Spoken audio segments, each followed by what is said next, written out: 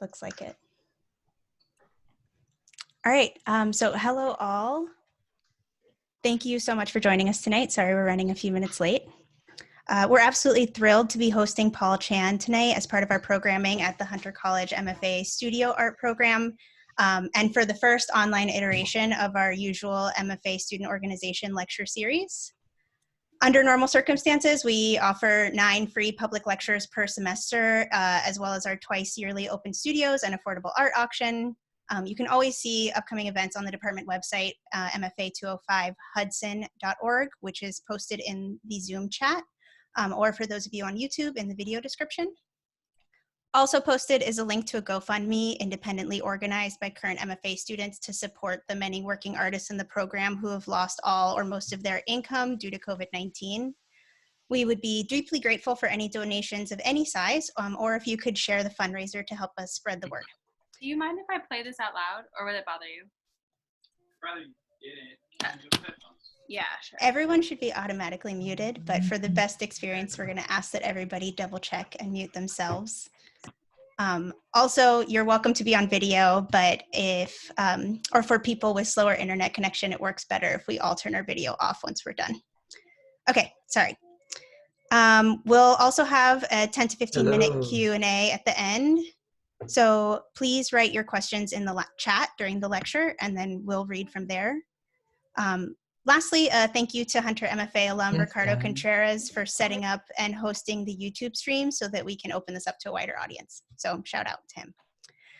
Okay, without further ado, Paul Chan is an artist, writer, and publisher who lives in New York. Chan is the winner of the Hugo Boss Prize in 2014, a biennial award honoring artists who have made a visionary contribution to contemporary art. His work has been exhibited widely in many international shows, including Plato in LA at the Getty Villa in Los Angeles in 2018, Documenta 13 in Kassel, Germany in 2012, the 53rd Venice Biennale in 2009, and the Whitney Biennial in New York in 2006. Solo exhibitions have been mounted at the Cycladic Museum of Art in Athens, the Renaissance Society in Chicago, the Serpentine Gallery in London, and the New Museum in New York. In 2012, Chan was part of Voices in the Wilderness, an American aid group that broke US sanctions and federal law by working in Baghdad before the US invasion and occupation. In 2004, he garnered police attention for The People's Guide to the Republican National Convention, a free map distributed throughout New York to help protesters get in or out of the way of the RNC. In 2007, Chan collaborated with the Classical Theater of Harlem and Creative Time to produce a site-specific outdoor presentation of Samuel Beckett's play, Waiting for Godot, 2 years after Hurricane Katrina. Paul's essays and interviews have appeared in Art Forum, Frieze, Flash Art, October, Parquet, Text zur Kunst, Bomb, and other magazines and journals. Lastly, Paul founded the independent press Badlands Unlimited in 2010, which has published over 50 books. Thanks again to Paul for being here, and we'll hand it over to you. I just have to unpin myself, and we'll be ready to go.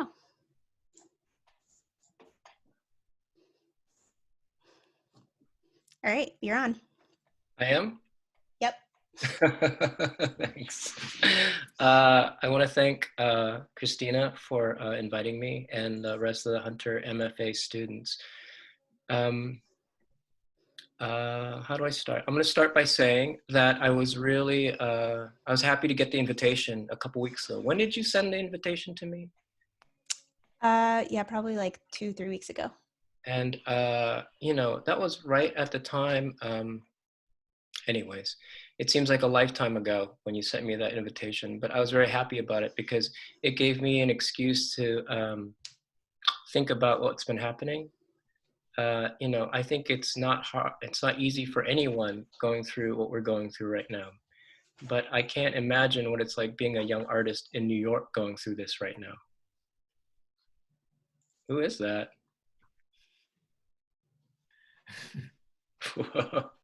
And so I wanted to take an opportunity to talk directly about what's been happening and to connect it to art and being an artist, because I think it's hard to know where art is and what art can be in times like these, as times as challenging and as difficult and as punishing as these. And so I think I took this chance to think about it, mostly because I wanted to, that's what I would want to know if I was an MFA grad student in New York. And so I took the chance and opportunity to write something, mostly for the grad students at Hunter.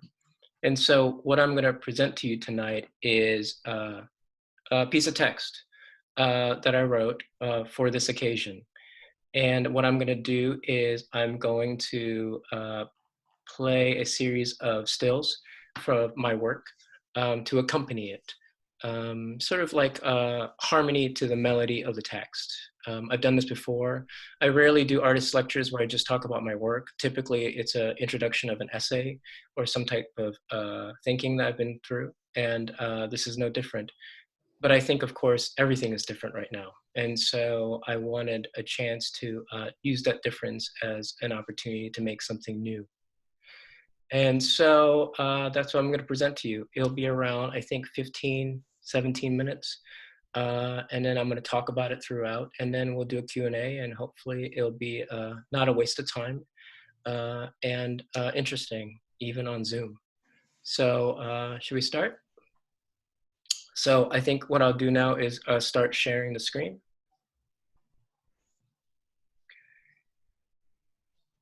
Okay. All right. So first things first, I think we all have maybe soundtracks for living through the pandemic. Mine, strangely, has been the Misfits. I haven't listened to the Misfits in like 352 years. But for me, for my money, they are the music. They are the soundtrack of these times. No one exemplifies the horror and the quintessential American horror of the Misfits. And so I've been listening to them endlessly. And so the logo for this lecture was inspired by the Misfits.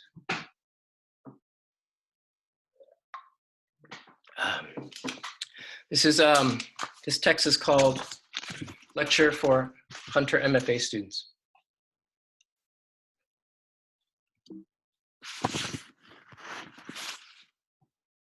Home. Not being able to go home and being stuck at home are two of the less tragic reasons why these are the worst of times. I find myself in both situations at the moment.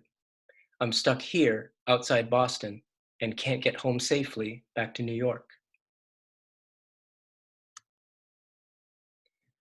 There are much more dismal situations to be in besides mine. I'm not complaining. In fact, the opposite may be the case. The funny thing about me is that I feel most at home when I'm not at home anywhere in particular. I don't assume this feeling fits everyone. There are as many different ways of thinking about what it means to be home. There are many different ways of thinking about what it means to be home. Experiences that make the concept of home meaningful are as fluid and varied as our sexual identities. I'm reminded of a conversation in 2002. I was in Baghdad drinking tea with an imam, an artist, on the eve of the Second Gulf War. He asked me casually where I was from. New York, I replied. He smiled, then leaned in closer and said, "No, I mean, where are you from?" I took a second.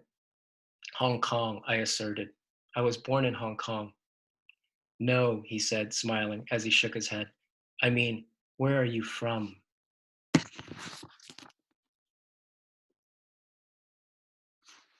These thoughts are on my mind because a dehumanizing notion of home is being promoted by the most barbaric voices in American life. We must go back to the way things were as soon as possible, these voices declare.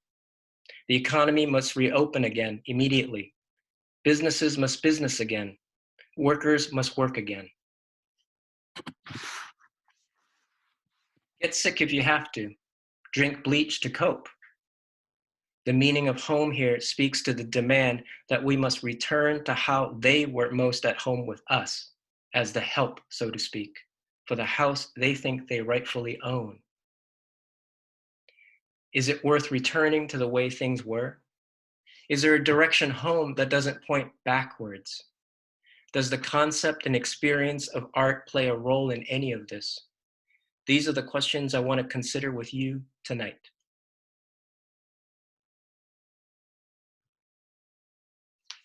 Homer. One of the most evocative notions of what it means to go home is also one of the oldest. It's from the ancient Greeks by way of a work of art. I'm referring to Homer's The Odyssey. The story of the Odyssey is essentially about someone desperately trying to go home, back to where he's from and how things work. What he has to endure to get home is what truly matters. This is because how he journeys home is how he gains what the Greeks called kleos, which roughly translates as renown by rumor. Kleos was a crucial part of what the Greeks thought a good life consisted of. It is what we call today an identity, of being someone as opposed to being no one.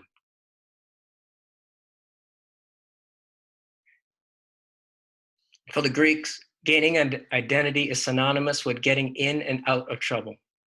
Being someone, having kleos, enriches a life and grounds it in a reality worth belonging to. But it also attracts the wrath of gods and men. This is poignantly expressed in a line from the Odyssey. There is no way to stand firm on both feet and escape trouble. Trouble is what you find and what you must endure if you wish to gain an identity. This is why going home was considered a form of self-expression for Homer and the Greeks. Going home was an artistic medium, like sculpture or painting. This is the dynamic the Odyssey captures. The finest art was life itself, composed by an aesthetics of endurance and cunning.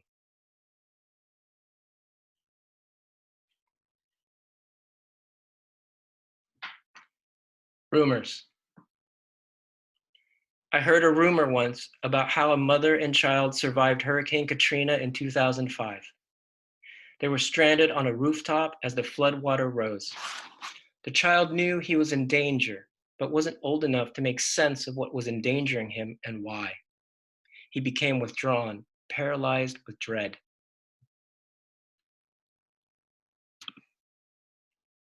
The mother realized what was happening, but couldn't stop what threatened them both. So she did the only thing she could. She told him a story. The story was an adventure about two heroes, her and him. The mother recast what was about to engulf them from all sides into an adventure that they, the heroes, must endure if they were to win the day and survive. As the child listened, he gradually became more present and engaged. Nothing changed except how he saw things, but that made all the difference. The child began to cope and even took some pleasure in helping his mother figure out how to get rescued. He found his wits again, which helped him rekindle the will to be present and become someone.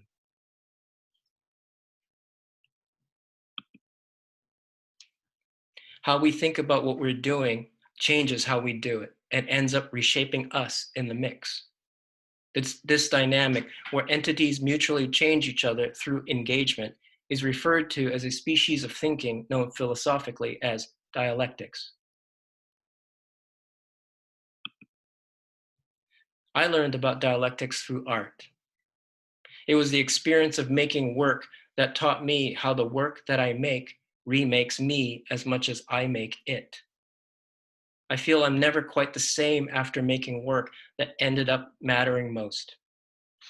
This is why I only find pleasure in the notion that art is a form of self-expression if the self is as dynamic and surprising as the expression itself.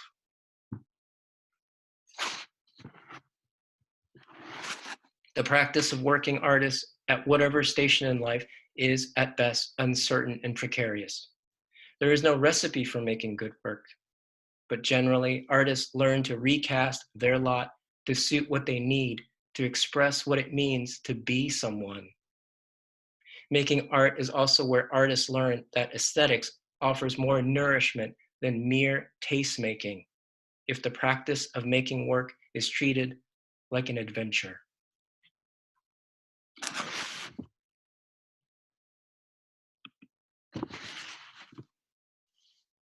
Adventure. If aesthetics is understood as the discourse we use to judge what is beautiful or worthy of attention, then treating aesthetics like an adventure means discovering what is genuinely beautiful by way of going through something like a process or a reckoning that is by and large unpredictable. Giorgio Agamben recently wrote a remarkable little book called The Adventure, where he pointed out a common thread among great literary adventures in the West during the Middle Ages up to the Renaissance. He points out how the goal of finding that magical sword or the secret treasure is never really the point of the stories. The heart of the aesthetic matter is instead how the protagonists gain new senses of themselves as they journey to reach the goal.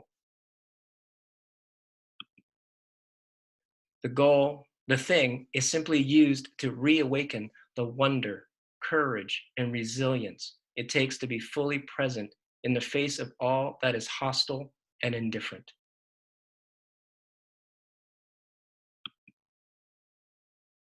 Agamben also suggests that the adventure as a literary form was intentionally marginalized by Christendom during the Middle Ages.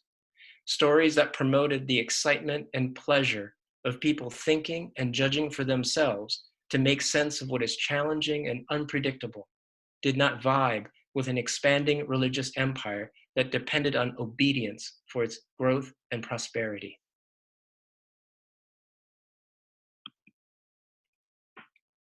Treating aesthetics as if it is an adventure helps us resist the temptation of accepting whatever authority deems as beautiful or worthy just because it is official or sanctioned. A genuine aesthetics is, broadly speaking, one where other choices become possible as routes to finding what is right or beautiful, beyond what is evident or given.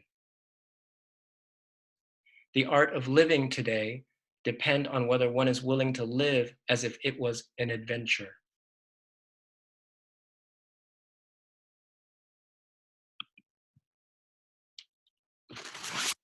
Origin. Every adventure is motivated by a goal. Odysseus, the main character of the Odyssey, wanted to go home. The mother and her child in New Orleans wanted to be rescued. We want to survive a modern global pandemic. One of the most paradoxical phrases the great Viennese writer Karl Kraus penned was this: the origin is the goal. It's not hard to recognize how conservative the phrase sounds. Kraus was in fact deeply conservative. And during the early 20th century, he brilliantly and mercilessly criticized how the advent of modernity was degrading the language and culture of his native Austria. The origin is the goal can be read as a motto for what Kraus believed the proper goal was for any endeavor, cultural or otherwise, to return to a glorious bygone past. All the good old boys today calling for an end to the policies that have slowed the pace of the dying and the suffering would feel at home with Kraus, I'm sure. They prefer we die by savage inequalities, like the good old days, than be killed by any novel virus.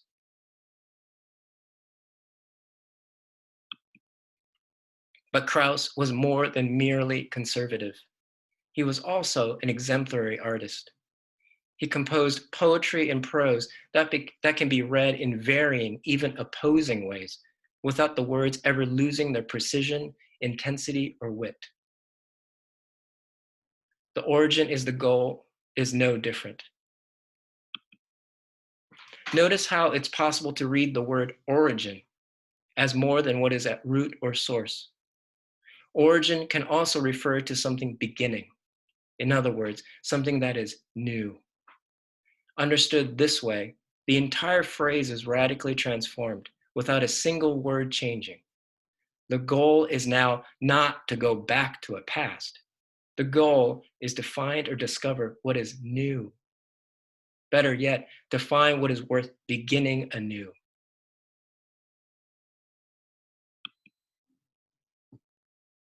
Krauss was arguably not opposed to the future. He was against dogma and morons. I don't know the future. I'm not here to tell you how this is going to end. It may not. I came to tell you that what is new in art is a reminder of what is worth renewing in life. And that both what is new in art and what is worth renewing in life may depend on cultivating an aesthetic sensibility capable of recasting what troubles us into a plot that is pleasing or interesting enough to warrant our undivided focus and participation. This is how a genuine work is made, I think. This is how a day is won and an identity gained. This is how someone endures. This is how this is done in an era more punishing than at any time in recent memory is almost impossible to grasp. But is it also impossible to imagine? Being an artist today may simply hinge on whether this question is taken up. The answer, of course, is not the important part.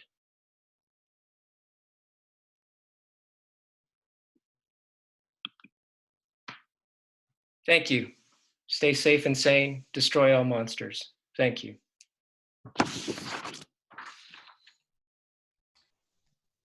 All right, so we're gonna open this up for questions. We have one that was written in advance, but otherwise, please put your questions in the chat and we'll open it up from there. So I've got one from one of our students that was written in earlier this week.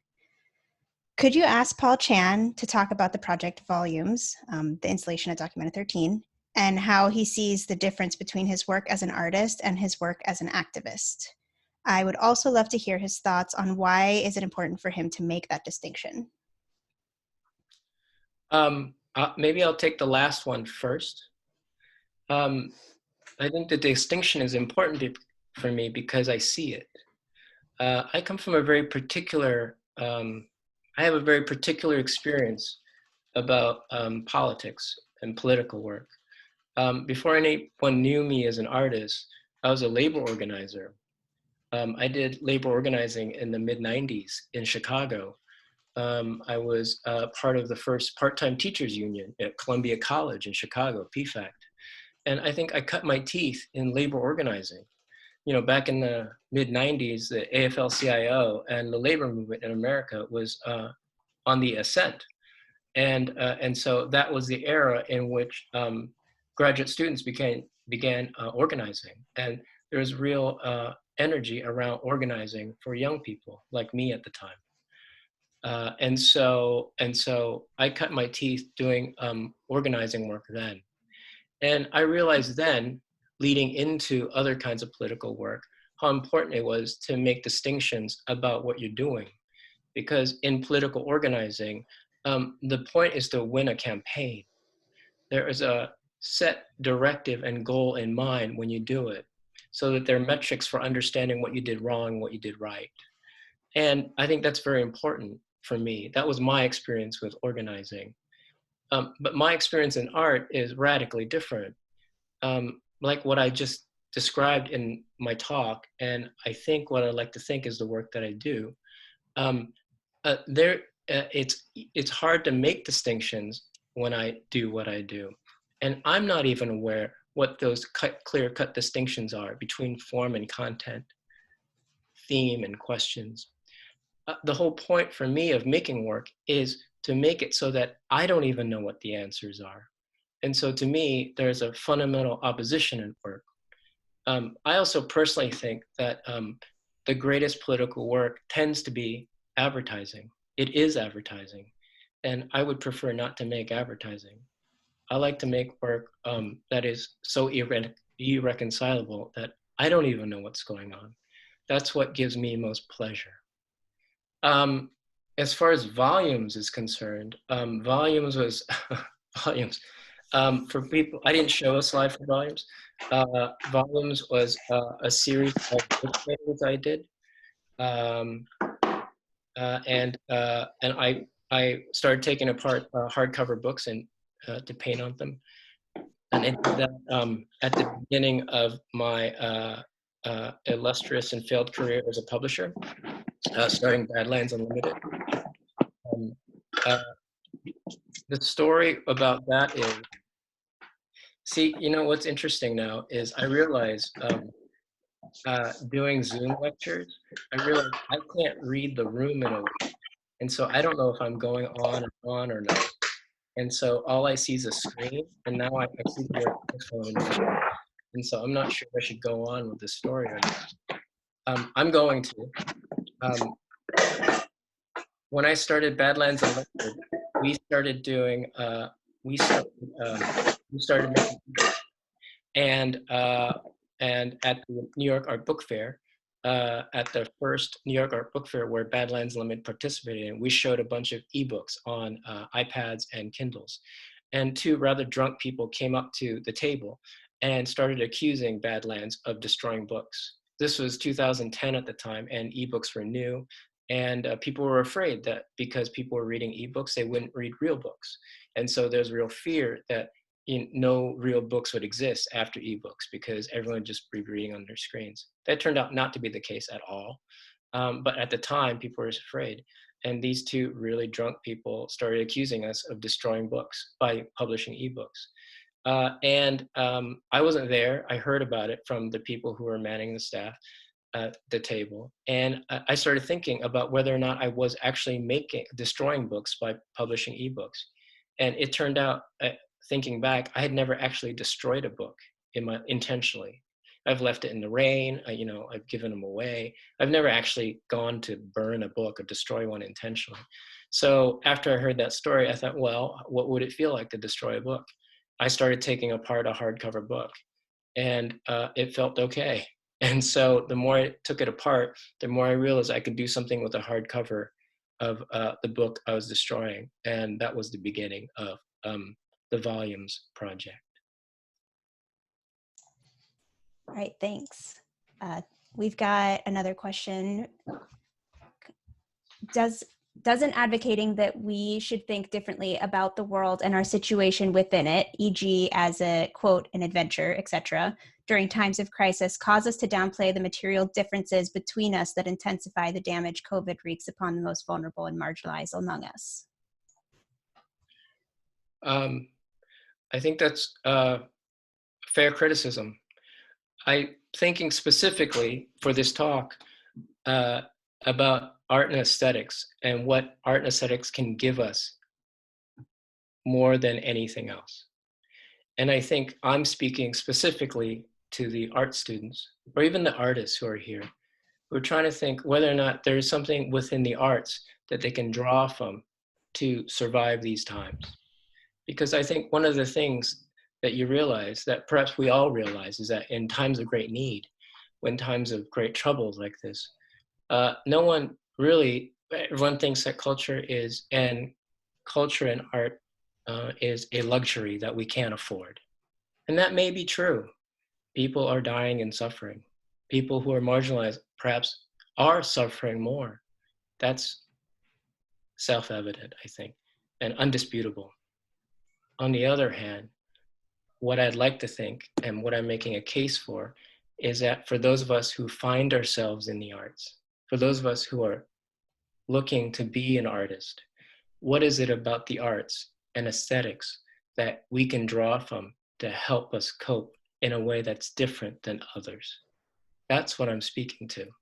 And so when I talk about the idea of using aesthetics as an adventure and drawing from it historically, what I'm trying to make a case for is that there is something in the art that is more than merely making a work. There's something more about the art than being in a show or making work or all the other kind of trappings, the social and economic trappings of what we think of as art. I think there's something fundamental, philosophical, and social that we can draw from. And what we can draw from, I think, is what I talked about in terms of cunning. And to be able to give ourselves choices where it doesn't seem to be evident or given. I don't know how else to think about art and aesthetics without it, because I've seen it. And whether or not people are willing to let go of that capacity is a good question, but I hope they don't, because the choices that are given and evident right now are not great. And we can't wait for choices to be given to us or are made self-evident. I think we have to invent them. And the way to invent those choices is, broadly speaking, a creative act. Thanks. And we have a question from YouTube. I would love to know where Paul got his shirt and how Hannah Arendt factors into his thinking about origins / natality. Whoa. The shirt is from the company called The Mountain. The Mountain was famous for making the shirt that sold.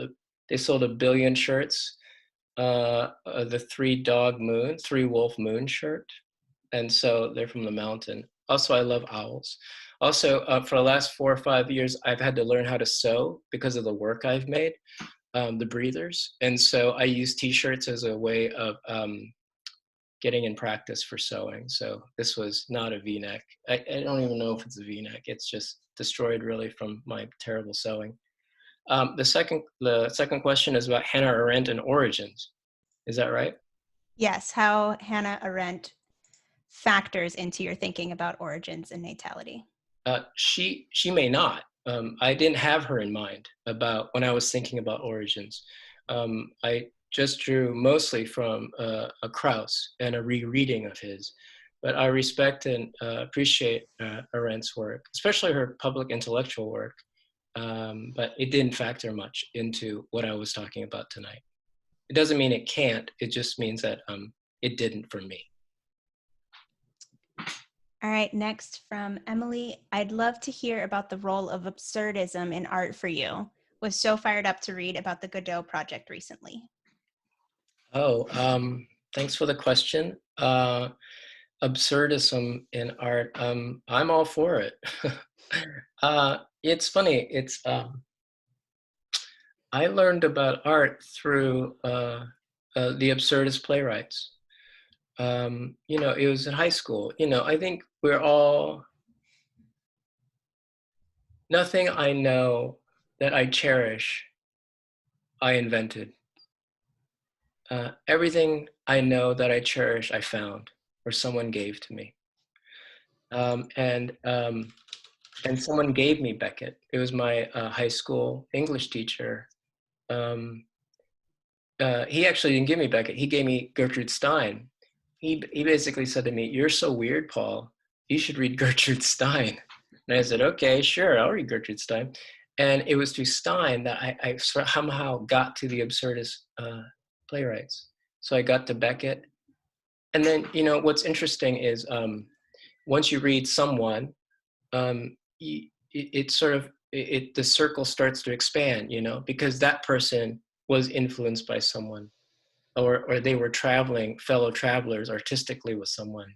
And so from Beckett, went to Albee, Ionesco, Genet, and it just expanded, Mallarmé, Stein again. So I think I really appreciate them. I think also, it strikes me too, as I think about Beckett and absurdism, that it's a particularly interesting aesthetic for these times, because everything seems ridiculous, just fucking redonkulous. And I think we may need an aesthetic that captures the moment in a way that perhaps they did then. In a weird way, I think the Misfits do that for me right now. Like, I've been trying to find music that captures the precise admixture of anger and rage and sadness and glimmers of hope and resilience and what little courage I can muster from wherever. And it's hard to find, maybe for me, because I don't listen to a lot of music. But weirdly, I found it in the Misfits. And I always find it in Beckett too. I think Beckett is one of one, just one of one. All right, our next question from Christopher. What changes would you like to see in museums and related art institutions once things begin to open up? I'm thinking in particular about what is shown and how these organizations operate internally.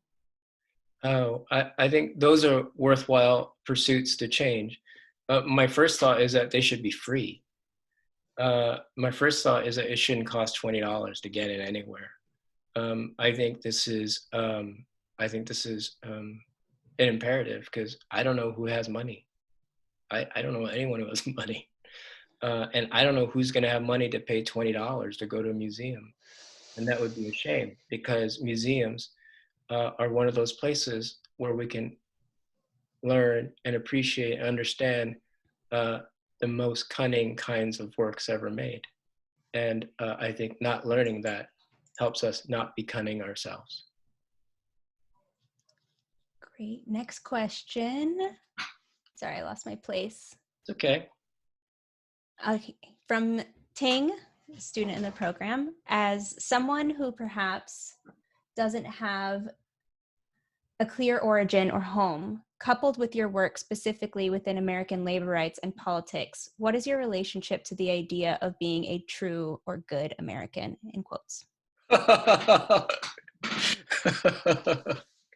That's a great question, Ting.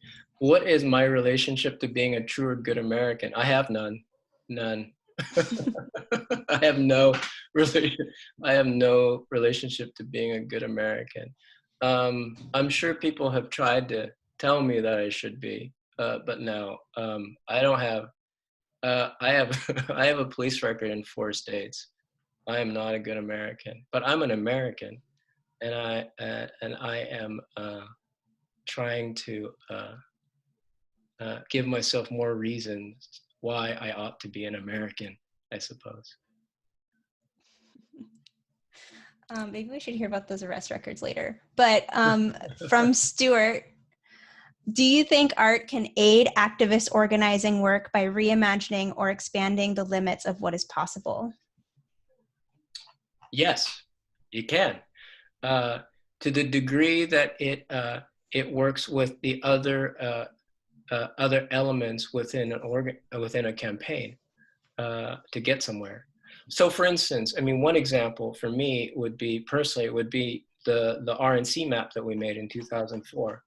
In 2004, the Republican National Convention was going to be mounted in New York. It was going to be at Madison Square Garden, and it was announced, a year and a half in advance. And so, people who were politicos that I ran with knew that it was coming, and so we were preparing. And so, a contingent of us decided to make a map.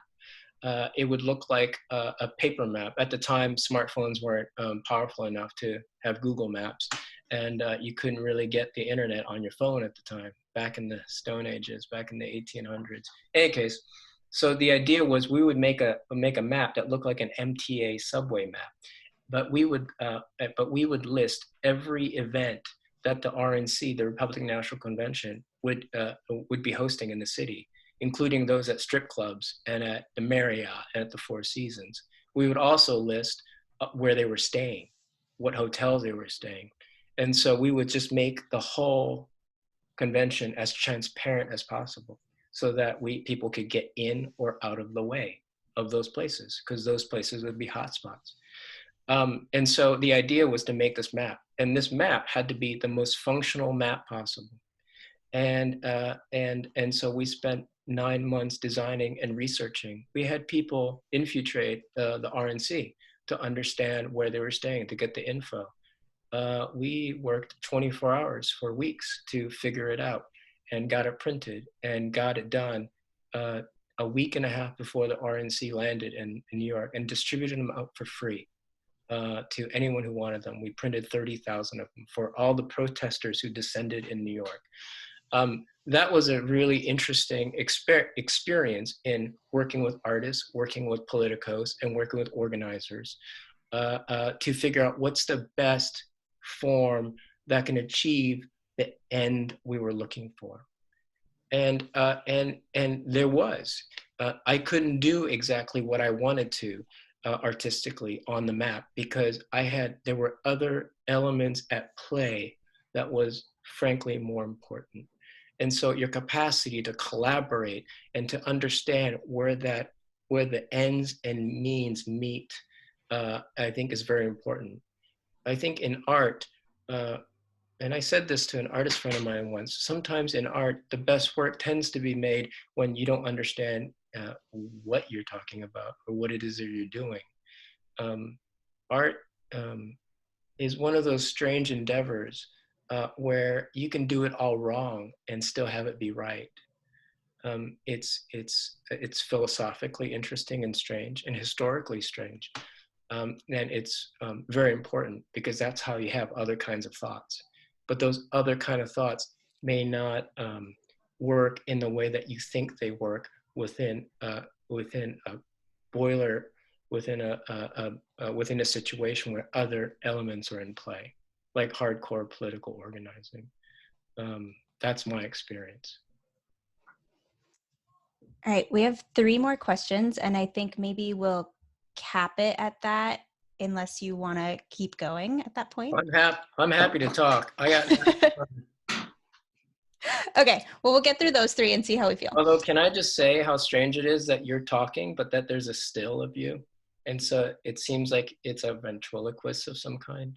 Also, to everyone else, it's just you because you're pinned. Is that true? So everyone's watching me? Yeah. No. You know, That's it's what's funny happening. because mentally, I think everyone's looking at you, your still picture right now. So It's all you, baby. I'm glad I didn't pick my nose and all. Anyways. Okay, we have an anonymous question. What's the book that you have recently read? What's the book that I recently read? Oh, do you really want to know? It doesn't have to be good. It can just be anything. Yeah, I'll tell you. It's Introduction to Linear Algebra by Gilbert Strand. I haven't finished it. I've been I've been teaching myself linear algebra for 8 months. I'm gonna, and it's terrible, but I kind of love it, and it's very important. So that's what I read. Also, everyone's letting me know that, in fact, you're not pinned. They can totally see me.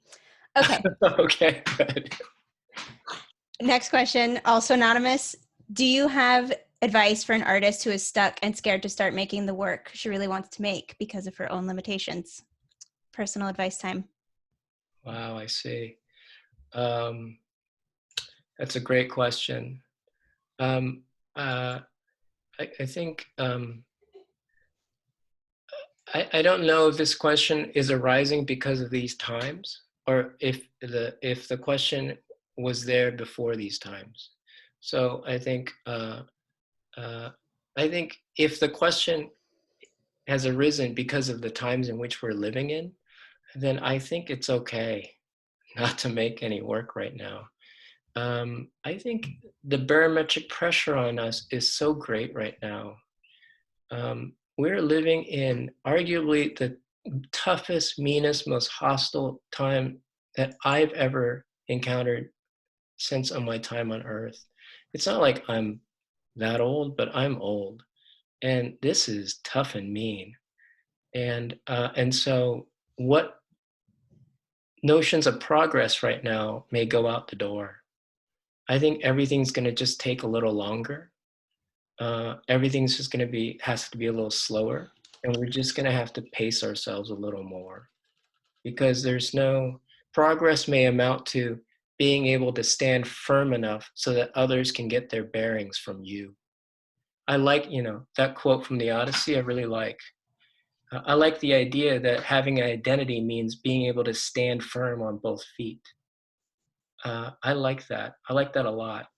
But right now, it's hard to stand, so to speak. It's hard to stand on your 2 feet when there's a global pandemic, when everyone's out of work, when everyone is scared, when no one knows what's going to happen. And all the people who are supposed to know don't know or don't give a fuck. I think that is truly the definition of precarity, it is like the backdrop of Christina's Zoom frame, right? That's what it feels like. And so what does progress look like in that painting? It might mean just staying on the raft for a little bit. And so if that question happened before the pandemic, I think my only suggestion is to wonder who authorized the fear. Because sometimes we have to justify the fear. It may not be real. And so the good question is, if you are afraid, who said the fear was legitimate and why, I suppose. All right. From Helen, another student in the program. This might be a weird question. Making art for the people that get it, or making art for the people that need it, but not necessarily want it? What is your method of dealing with this question? Oh, that's not a weird question at all. It's a very practical question. I appreciate it. I can only speak for myself. I, I have a, if you believe what I said in my talk, I think you might get the sense that the best work for me is work that is so irreconcilable that I don't even recognize it. And so in a way, I make work that I don't even recognize. I only know good work when, after I make it, I look at it and I think, who made that? That's how I know when a work works. And so in a way, the question of audience is, I sidestep it, because there is, in a way, I'm trying to make something where no one is the potential audience. But it is only then when it becomes truly worth looking at. I think that's as succinct as I can put it. When you make something that is so irreconcilable that no one knows what they're looking at, that's when it's truly worth paying attention to. And so I don't really think about audience when I make work. Now that's different than when I make work, let's say for the RNC map or the people I work with. I think in that case, I put aside that pleasure for something else. Because when people need a poster done that has to say something that can be seen from across the street at a protest, that's what I have to make. And I'm willing to do that. I'm willing to work with them to do that. And I think it's a real negotiation. But I've been lucky enough to have had different kinds of experiences and adventures, basically, of working with different kinds of people with different needs and different aesthetics. And I was willing to sort of ride with them to see what can be done. And that's as good as it got. Nice. The next question is kind of long, so bear with. Okay. You advise artists to, quote, adventure, defined by the EOD as to, quote, run the risk, even to risk oneself. What is the risk that you're asking artists to take, and how does your suggestion account for the different types of risk associated with risking when one occupies a socially, culturally, or economically disadvantaged position in the society that they found a home in? Investment strategies advise, the more money you make, the more risk you're able to take. Money here can be understood as capital, and capital more broadly than the merely economical. What avenues are there for artists who aren't able to afford risk in terms of the broadest definition of capital within a non-meritocratic socio-political system? That is a long question. Thank you for I that. can repeat parts as necessary. I got you. I'll take one part of it first. And I think it's the part about needing an investment to make the risk. Did I get that right? That you need money to make money. Is that the spirit of that part of it? As I understand it, but Sila, if And that's if you wrong. don't have that money, how are you going to do it? I think that's a great point to connect to. I guess not necessarily economic capital or money, but other kinds of capital like social networks, right? Or like the kind of cultural know-how you might need in a certain society. I got you. Who is this? Sila. Sila? I think I get you drift of your question. I think what I would like to focus on is the idea of what art can do, in my experience, and historically what art has done. And how I would describe it is that art is one of those weird endeavors where you can make something out of nothing. That art is one of those historical economic endeavors where you can literally invent value. Now, I'm not an economist. I'm barely, I'm not a sociologist. But within the history of art, what you find is the people who have gone into the canon has invented something in a way where people had seen no value in before. So, for instance, let's take an example of Cézanne, just a terrible canon example. Paul Cézanne is valorized now. It began the Museum of Modern Art essentially as the founding collection, as I understand it. Maybe I'm not an art historian. But I think we have to remember that when he was painting then, no one gave a fuck, and people thought that they were weird, and didn't know whether or not it was going to have value. I think the endeavor of art, as I understand it, and the reason why I went into it was precisely because historically, philosophically, maybe economically, it's one of those places where you can invent value. And I think that's where the troubling parts, that's where people have problems with art.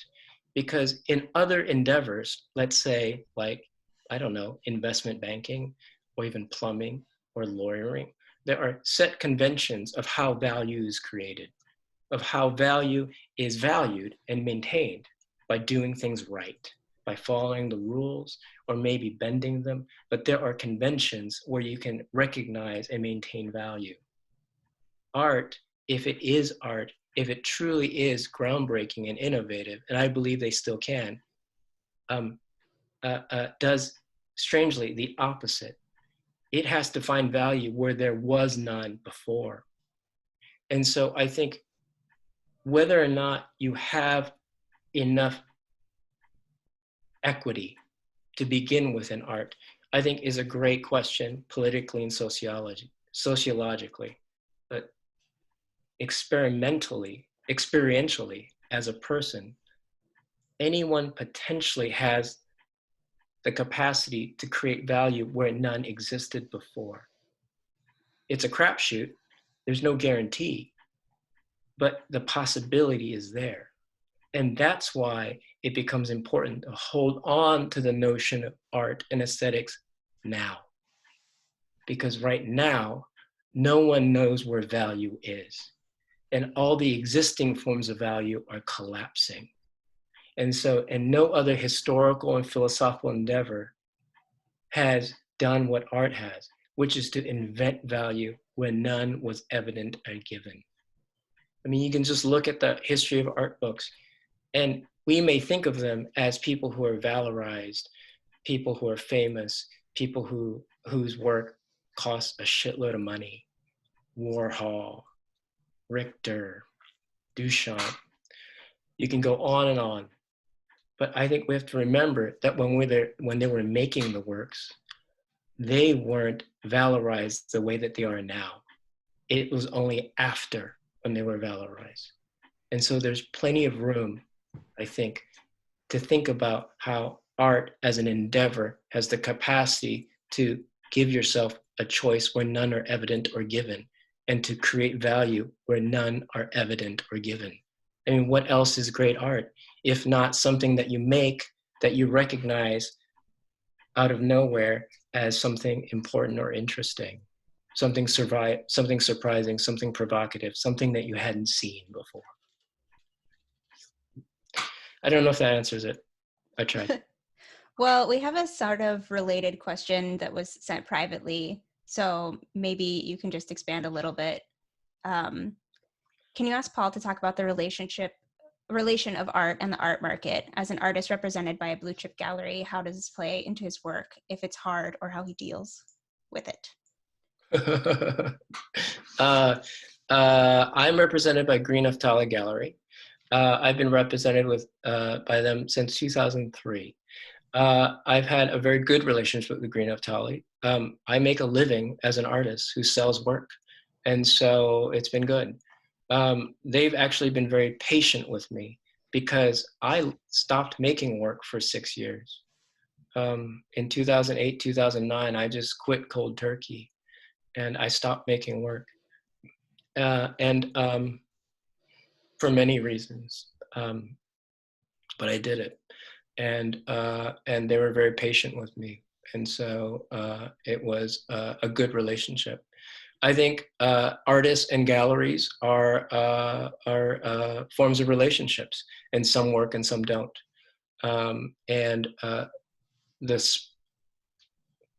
field of art is wide, and commercial contemporary art is just one sector of it that I have found myself in. And so there are many places for one to belong to within contemporary art, and commercial art is just one of them. And I have found myself in other places. So, you know, when I was not making art, I was in another sector, which is the art book publishing sector. And it was completely interesting, and I learned a lot. It was an adventure, really, and I lost a shitload of money. I went bankrupt doing it, actually. And so, but it was worth it because I started to understand the relationship between books and art in a way that was different. And so, Great. I promise we're going to get back to the Zoom chat questions for those of you who are waiting for your questions to be answered, but we have one from YouTube. Considering your attraction to art as an activity not requiring predetermined goal, how do you approach lectures about your work, e.g. your Godot lecture, where there is an expectation of explication? A Godot lecture. I'm not sure what that means. You mean, I assume you mean that, let's just use this as an example. I think in a way, what I wrote was really instigated by your invitation, Christina. You know, I think these thoughts I had, but they just, you know, they're like thoughts in your head in the middle of the night that keeps you up at night, you know, along with a million other things. And the invitation, when the invitation came, it manifested. Those thoughts had to find a form. And so it was like a catalyst. The invitation was a catalyst for finding a form appropriate for those thoughts. And, you know, in a way, I work a lot like that. I'm open to the idea that what I know isn't all there is to know, and that I'm waiting for an invitation to find out what else I can do. And so that was my experience writing this text and doing this tonight. With Godot, I think when I do the Godot lectures, I think I have understanding that I've done a couple of them where I talk about the Waiting for Godot project. And I think they asked me specifically to do the Godot lecture. So I said, okay, I will do that. I think, Christina, if you asked me if I can talk about my t-shirts and how I do laundry, I would most likely follow your cue and do that too. That sounds like a good lecture. We have two questions that seem kind of related, so I'm going to group them. First is, hi Paul, it's Emmy. Wondering how you see yourself utilizing alternative modes of distribution again in the way that you offered free downloads through National Philistine, disseminated the RNC map, and offered accessible material through Badlands, now that Badlands has closed for good. Has this current pandemic made you reconsider reopening some of these channels? The second question is, if at all, what can artists learn from political activists for the arts? Oh my gosh, Emmy. Great questions. Thank you for being here. Emmy is, if it's the Emmy I'm thinking about, the part of Printed Matter. And I'm so proud to know them and be a part of them in some way. Printed Matter, as you may or may not know, is the legendary art book center, mecca of art books in New York and Chelsea. And I always appreciate what they do. The first question is whether or not I'll use alternative distribution methods. you can't go home, Emmy. I don't want to go home.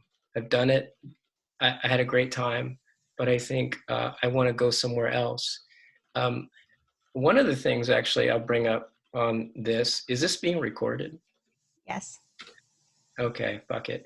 One of the things I wanted to do with Badlands was I wanted to publish malware and ransomware. I think it's illegal, but I wanted to work with programmers and artists to put out custom artist-inspired or artist edition malware and ransomware. Because I think one of the most interesting things about publishing these days is the publishing of malicious software. And so that's what I wanted to do. So maybe someday I'll publish malware and ransomware. It might be more important now because there is no money anywhere, and that might be an alternative revenue stream. I don't know of other alternative distribution. I've thought about being on Twitch, but I decided against it. I think in general, the hard part right now with distribution is that it's all on screens. Like right now, I'm on a screen. Christine, I'm looking at you on a screen. And I think a lot of our lives are on screens right now. And, you know, when I started making work again, one of the reasons why I started making work was because I found a way to make work, moving image works, that didn't have to be on screens, because I am tapped out of screens. And I'm sure, you know, we're all a little tapped out on screens right now. But who knows how long we'll have to be on these damn things. So I think if I found a method of distribution that doesn't have to do with screens, it might be something that I might consider. What was the second question? The second question from... Oh, what can artists learn from activists? Yes, from Victor. I see. I think, what can artists learn from activists? What did I learn from activists? I think, so I'm drawing specifically from my experience going to Iraq with Voices in the Wilderness, which is an aid group that started going to Iraq after the first Gulf War to bring aid and medicine to Baghdad, to Iraq. I went to Baghdad with them in 2002. I talked about it in a talk. I went to Baghdad with them because I knew Photoshop, and I knew how to make banners, and I knew how to make press releases. And so I was their media person. I went because I was vetted, and they needed someone to make media. And so I went to make banners, to make protest banners in front of the UN compound in Baghdad. And one of the things I learned is that sometimes activists don't know how to communicate visually in the way that they're not as sophisticated, I suppose. And so there's a lot more conversation about what will work and what won't aesthetically within the field of activist media making. And so I learned how to communicate better, basically. I think so communication became a very important part of it, of understanding what the expectations of the aesthetics were, as opposed to certain assumptions. All right, we've got a couple more, and then I think maybe we should call it. But first, from Nick, one of our students. Paul, you spoke movingly about your most valued things being ones that were given to you, not something you created. It sounds like there's a similar thread between this and the most interesting or intriguing work being irreconcilable. With this in mind, can you talk about how you discover or choose the objects that you incorporate into your work? Oh, it's a great question. It's a crapshoot. It's hard to know.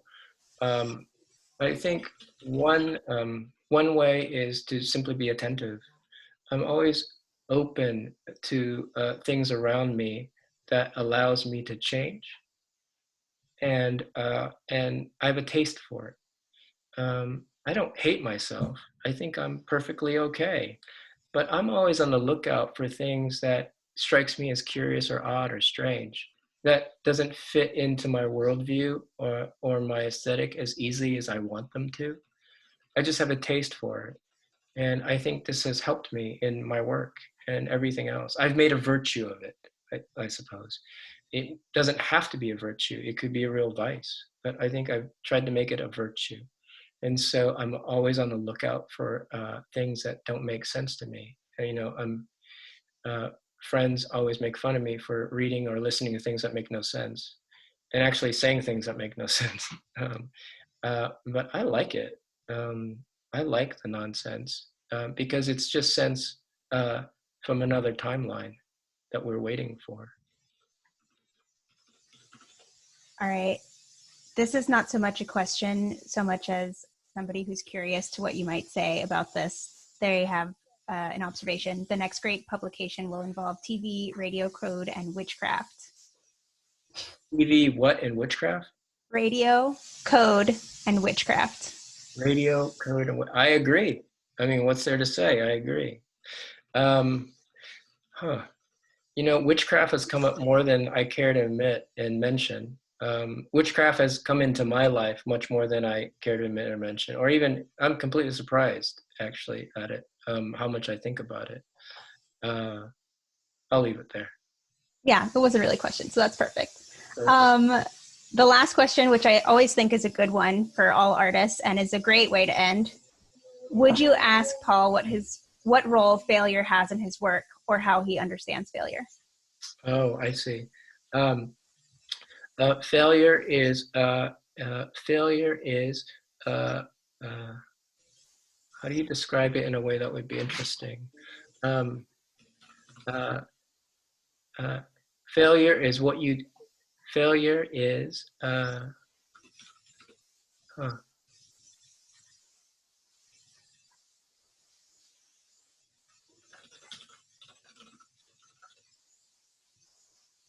I'm sorry, I'm just spacing out for a second. I think there's a very simple way of talking about it and a very complicated way of talking about it. The simple way of talking about it is that it's everything. Failure, like things that don't make sense or irreconcilable, help you engage in a way that's different than when something succeeds or makes sense. When something succeeds or makes sense, it simply confirms what you already know or can do, right? But when something fails and don't make sense, you have the potential now of engaging in a way that's different, that opens up those choices where none are evident or given. And I'm always on the lookout for that. I'm always on the lookout of those choices that aren't evident or given. And I think philosophically, generically speaking, as a concept, success and sense-making, when it succeeds, simply affirms what is already there.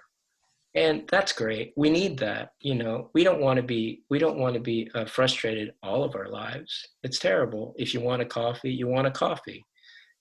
If you need to take a phone call, you need to take a phone call.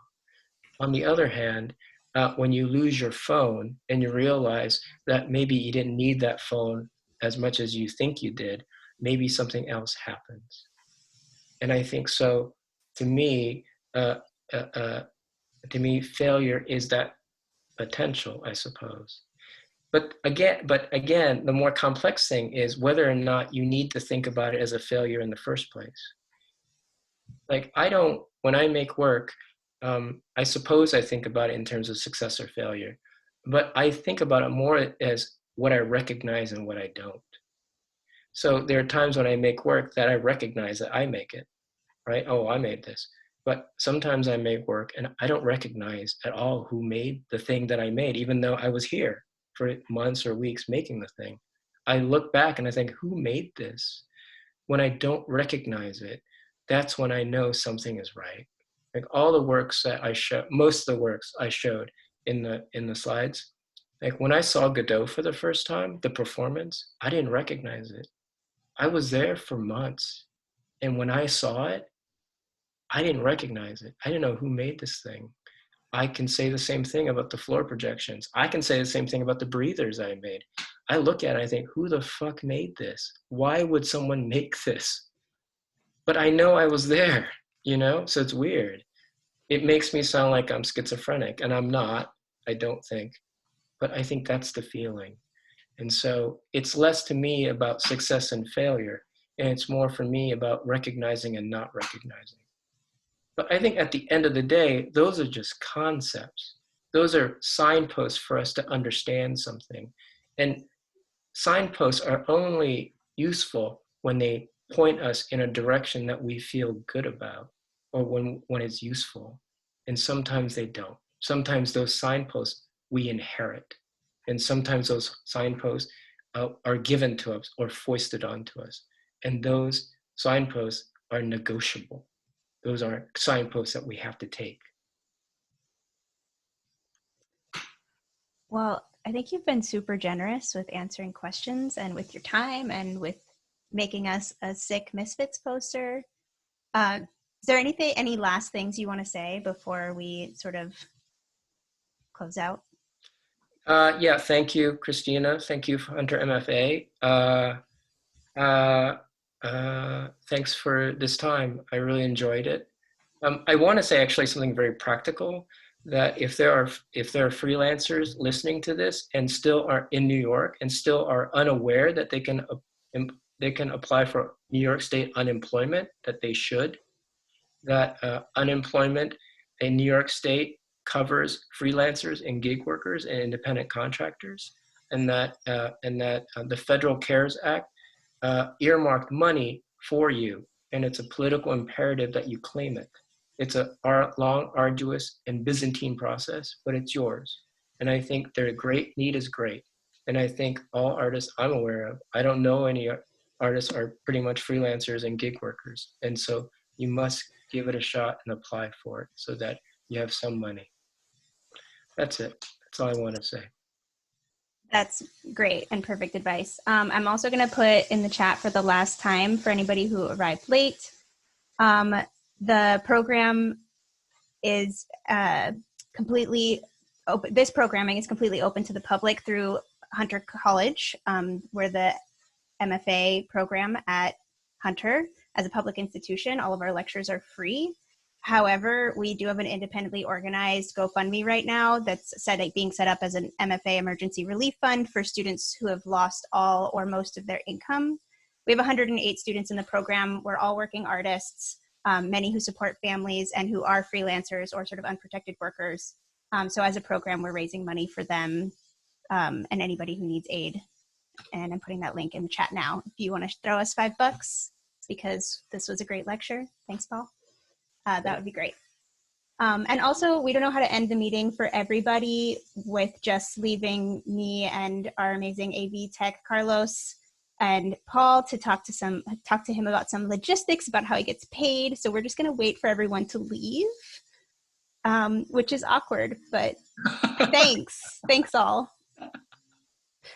Also, I don't know, Paul, if you're looking at the chat, but lots of people saying thank you.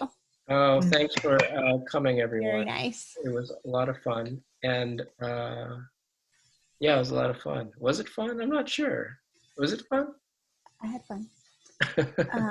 Yeah. Also, for those on YouTube, I'm going to end the stream now.